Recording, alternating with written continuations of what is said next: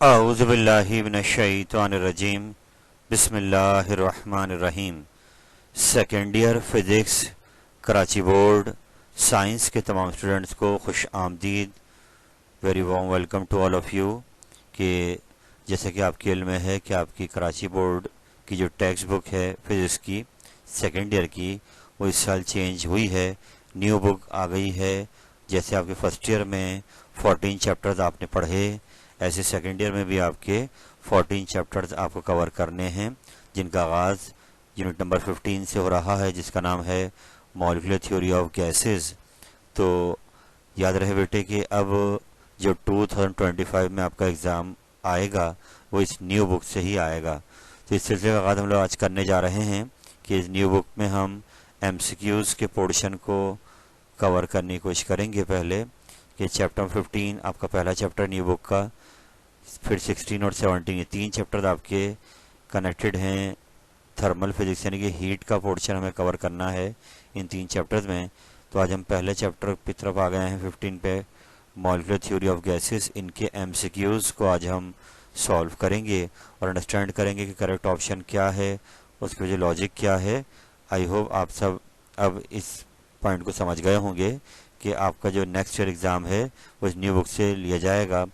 और जैसा कि पता है आपको कि सेक्शन ए जो आपका होता है वो एमसीक्यूज़ का होता है, तो दे आर वेरी क्रूशल कि हम हर चैप्टर के जो एमसीक्यूज़ बुक में दिए गए हैं पहले अटैम्प्ट में उनको कम्प्लीटली अंडरस्टैंड करें, सॉल्व करें, रेडी करें, ताकि हमारा जो सेक्शन ए है नियरली उसमें हर चैप्टर से एक एमसीक्यू लाजमी लिया जाएगा, वो हमारा अच्छा प्रिपेयर हो जाए। तो आइए अपने आज के चैप्टर 15 के एमसीक्यूज़ का आगाज़ करते हैं।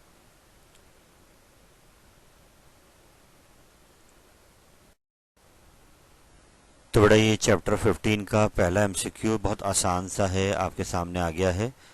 आपने इस चैप्टर में थ्योरी के अंदर प्रेशर इक्वेशन ड्राइव करी है, एज यू नो कि केएमटी की पोस्टलेट के बाद आपने प्रेशर इक्वेशन ड्राइव की है कि प्रेशर ऑफ अ गैस जब हम उसको कंटेनर में क्लोज करते हैं तो वॉल पे कितना प्रेशर लगाता है। तो अब आपको यहाँ पर उससे रिलेटेड एमसीक्यू आ रहा है, the relationship between temperature and average kinetic energy of particles in a gas is.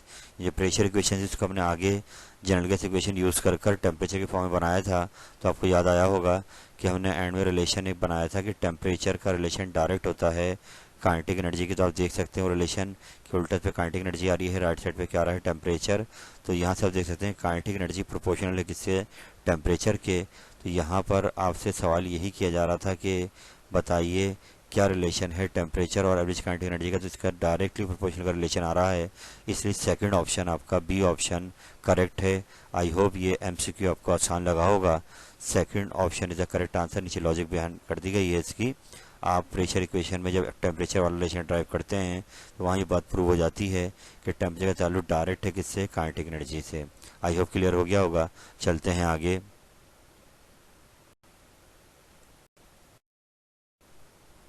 Second MCQ 15 chapter का जो बुक में दिया गया है आपके लिए कि standard conditions of temperature and pressure, इनके एसटीपी केमिस्ट्री में टर्म आप सुन चुके हैं। स्टैंडर्ड टेम्परेचर प्रेशर कहलाता है। तो ये refer to a gas at, यानी कि ये किसको बयान कर रहा है, किसकी शॉर्ट फॉर्म है।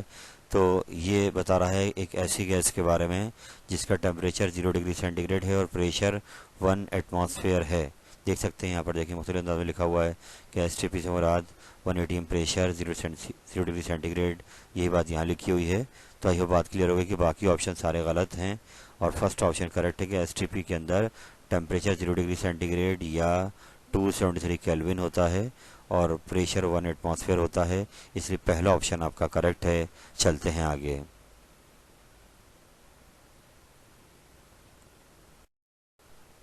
चैप्टर 15 का थर्ड एमसीक्यू जो बुक में दिया गया है कि अगर टेम्परेचर को कांस्टेंट रखा जाए तो एज यू नो, ये आपसे बात कर रहा है बॉयल्स लॉ की कि बॉयल लॉ के अंदर टेम्परेचर कांस्टेंट होता है और वॉल्यूम और प्रेशर का इन्वर्स रिलेशन आता है। तो यहाँ पे कहा जा रहा है कि टेम्परेचर इज केप्ट कांस्टेंट, यानी कि बॉयल लॉ की बात हो रही है, तो volume of the gas is double, कि अगर वॉल्यूम ऑफ द गैस को डबल करें तो बहुत आसान सा है कि बॉयल लॉ की स्टेटमेंट ये है कि प्रेशर का ताल्लुक इन्वर्स है किससे, वॉल्यूम से, जब टेम्परेचर कांस्टेंट रहता है।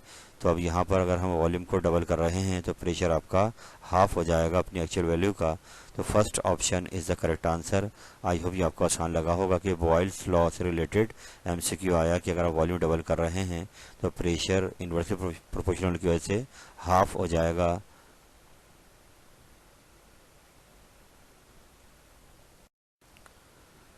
चैप्टर 15 फोर्थ एमसीक्यू आ गया है कि यहाँ पर एवोगाड्रो नंबर के बारे में पूछ रहा है कि ये क्या होता है। तो ये डेफिनेशन हमने केमिस्ट्री में पढ़ी ही है कि Avogadro number is the number of molecules in 1 mole of a substance, यानी कि यहाँ पर 1 मोल के अंदर कितने मॉलिक्यूल्स आ रहे हैं किस सब्सटेंस के, उसको हम कहते हैं एवोगाड्रो नंबर। यहाँ लिखा हुआ भी है डेफिनेशन कि द नंबर ऑफ एटम और molecule in 1 mole of a substance. ये नंबर है 6.022 एक्सपोनेंशियल 23 पार्टिकल 1 मोल के अंदर प्योर सब्सटेंस में होते हैं।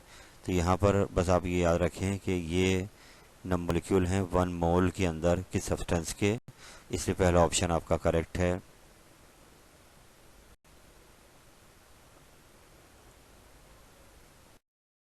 चैप्टर 15 नंबर 5 एमसीक्यू आपके सामने आ गया है और ये बड़ा आसान सा है कि हमने पीछे भी किया था इसको ऊपर स्टार्ट में कि टेम्परेचर डायरेक्ट है किसी काइनेटिक एनर्जी के, तो वहीं फॉर्मूला देखा था कि half m v square 3.2 kT। ये प्रेशर इक्वेशन बनने के बाद हमने टेम्परेचर का फॉर्मूला ड्राइव करा था। तो अब यही कोई रिलेटेड एमसीक्यू बात पूछी जा रही है कि मीन ट्रांसलेशन काइनेटिक एनर्जी पर molecule of an ideal gas at temperature T is. तो अब ये देख सकते हैं आप कि काइनेटिक एनर्जी ही है और अब ये आपकी बराबर किसकी होनी चाहिए 3/2 kT राइट साइड पे आ रहा है। तो पहले ऑप्शन में 3/2 kT ही आ रहा है, यानी कि लेफ्ट साइड पे आपको काइनेटिक एनर्जी दी हुई है, राइट साइड पर आ रहा है 3/2 kT, इसलिए पहला ऑप्शन आपका करेक्ट है। आई होप भी आपको आसान लगा होगा।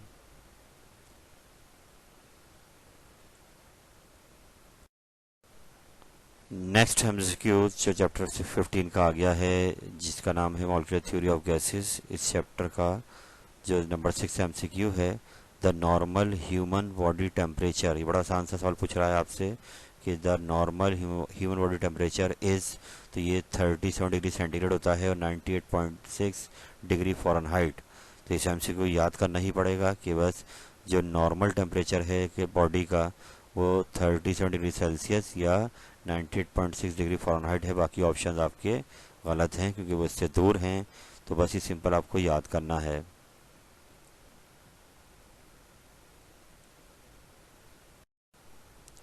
नंबर 7 एमसीक्यू चैप्टर 15 का सामने आ गया है। बहुत इजी सा एमसीक्यू, अगर आप पढ़ें इसको। प्रेशर इक्वेशन हमने ड्राइव की है चैप्टर में।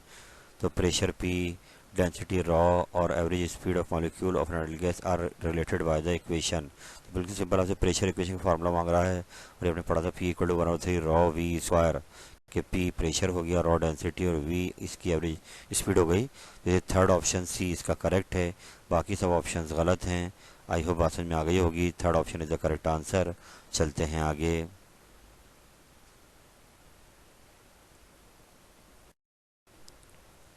चैप्टर 15 का एमसीक्यू नंबर 8 जो बुक में दिया गया है नई बुक के अंदर, और बड़ा आसान सा है ये। आइए देखते हैं कि एयर में एसटीपी में, यानी कि गैस आपकी एयर है और उसमें स्टैंडर्ड टेम्परेचर प्रेशर पर एवरेज स्पीड पूछी जा रही है कि बताएं ऑक्सीजन मॉलिक्यूल की ज़्यादा होगी या नाइट्रोजन मॉलिक्यूल की ज़्यादा होगी।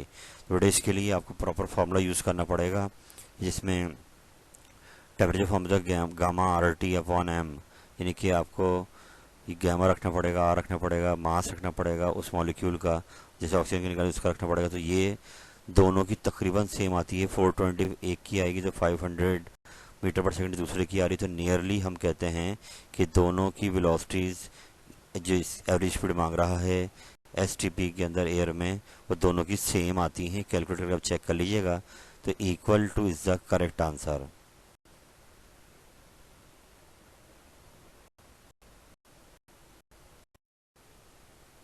चैप्टर 15 एमसीक्यू नंबर 9 जो बुक में दिया गया है और ये बहुत इजी सा है कि रिलेटेड हम काम कर चुके हैं पीछे कि भाई अगर एब्सोल्यूट टेम्परेचर और वेलोसिटी का रिलेशन तो हमने पीछे देखा था कि VRMS डिपेंड करती है directly on temperature, square root of temperature. तो अब यहाँ पर कहा जा रहा है कि भाई अगर हम एब्सोल्यूट टेम्परेचर को 3 टाइम इंक्रीज करते हैं तो बताएं RMS वेलोसिटी पे क्या फ़र्क पड़ेगा।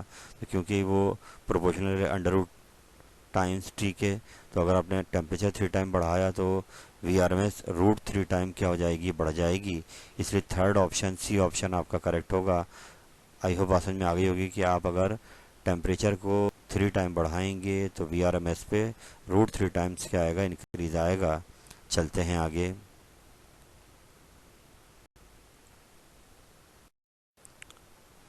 चैप्टर 15 का लास्ट MCQ आपके सामने आ गया है मेरे बेटे। यहाँ पर आपसे पूछा जा रहा है कि हमने अगर एक आइसोलेटेड कंटेनर लिया हुआ है और उसके अंदर हमने गैस को इनक्लोज कर दिया, और अब ये कंटेनर उठा के हमने किस में रख दिया, एक ट्रेन में रख दिया है, और अब वो ट्रेन मूव करेगी यूनिफॉर्मली। तो अब सवाल ये है कि बताइए वो जो कंटेनर के अंदर गैस है उसके टेम्परेचर पे क्या फ़र्क पड़ेगा ट्रेन के मोशन की वजह से। आई होप सवाल समझ में आ गया होगा कि कंटेनर को हमने ट्रेन में रखा हुआ है और ट्रेन मूव कर रही है। तो जैसा हमने पीछे पढ़ा इस चैप्टर के अंदर कि भाई टेम्परेचर का ताल्लुक डायरेक्ट होता है किससे, काइनेटिक एनर्जी से। मॉलिक्यूल की इंटरनल एनर्जी बढ़ेगी तो उसका टेम्परेचर भी बढ़ेगा। और अब यहाँ पर सीन समझें आप कि जब ट्रेन चलेगी तो उसके अंदर कंटेनर है, कंटेनर के अंदर गैस है।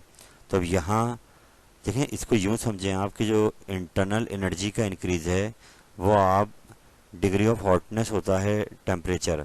तो यहाँ पर हमने अगर ये मूव भी कर रहा है तो इससे एक ऑर्डर में मॉलिक्यूल जो हैं उस गैस के वो ट्रेवल कर रहे हैं सीधे सीधे। जब ट्रेन जा रही सीधी तो मॉलिक्यूल भी सामने डायरेक्शन होंगे, लेकिन जो एक्चुअली टेम्परेचर का बढ़ना है वो रैंडमनेस की वजह से है, डिग्री ऑफ रैंडम यानी डिसऑर्डर मॉलिक्यूल बेतरतीबी से जो मॉलिक्यूल मूव करेंगे गैस के अंदर तो उससे उसकी इंटरनल एनर्जी बढ़ती है, काइनेटिक एनर्जी बढ़ती है और इन रिटर्न उसका टेम्परेचर बढ़ जाता है। तो यहाँ इसका जवाब ये होगा कि बस आप ये समझें कि रैंडमनेस नहीं बढ़ रही, डिसऑर्डर नहीं बढ़ रहा गैस मॉलिक्यूल का, इवन दो ट्रेन मूव कर रही है लेकिन वो एक स्मूथ ऑर्डर मूव कर रही है। इसलिए हम यहाँ कह सकते हैं कि टेम्परेचर रिमेन्स कांस्टेंट, यानी कि जो अंदर कंटेनर के अंदर गैस है इवन दो ट्रेन मूव कर रही है उसके बावजूद कंटेनर के जो गैस है उसका टेम्परेचर आपका वही रहेगा, रिमेन कांस्टेंट, क्योंकि यहाँ पर डिसऑर्डरनेस या रैंडमनेस नहीं बढ़ रही, इसलिए उसका टेम्परेचर रिमेन सेम।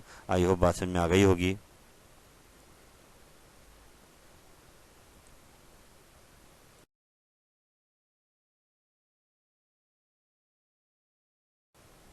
अल्हम्दुलिल्लाहि रब्बिल आलमीन। अल्लाह ताला की दी अता से मैंने आपके सामने आज आपकी नई बुक का आगाज़ कर दिया है फिज़िक्स की, और अल्लाह से दुआ ये कि अल्लाह पाक मुझे भी हिम्मत दे, और इंशाअल्लाह ताला मेरी भरपूर कोशिश रहेगी कि मैं इस पूरे सेशन में ये बुक के तमाम MCQ जितने चैप्टर के हैं कम्प्लीटली आपको इस अंदाज से सॉल्व करवा दूँ, ताकि आपका जो सेक्शन ए है एज़ यू नो 17 में से तब 15-14 MCQs इन्हीं चैप्टर्स के जो एंड में MCQs हैं उनसे लिए जाते हैं। तो हम अगर इसको अच्छा कर लेंगे तो इंशाअल्लाह ताला हमारा सेक्शन ए का जो पोर्शन पेपर का बहुत अच्छा रेडी हो सकता है, और इसका इम्पैक्ट आपके ECAT और MCAT के टेस्ट की तैयारी पर भी पड़ेगा कि आप इसको अच्छा रेडी कर लें, कॉन्सेप्ट्स को अच्छे बनाएं। तो इंशाअल्लाह ताला ये सिलसिला चलता रहेगा, मोर टू कम।